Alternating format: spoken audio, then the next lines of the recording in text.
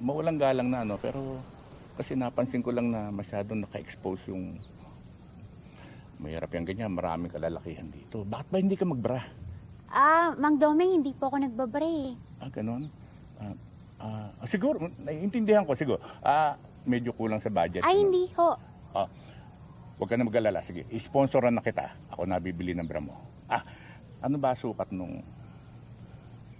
Hindi ko po alam. Hindi ako bumibili ng bra.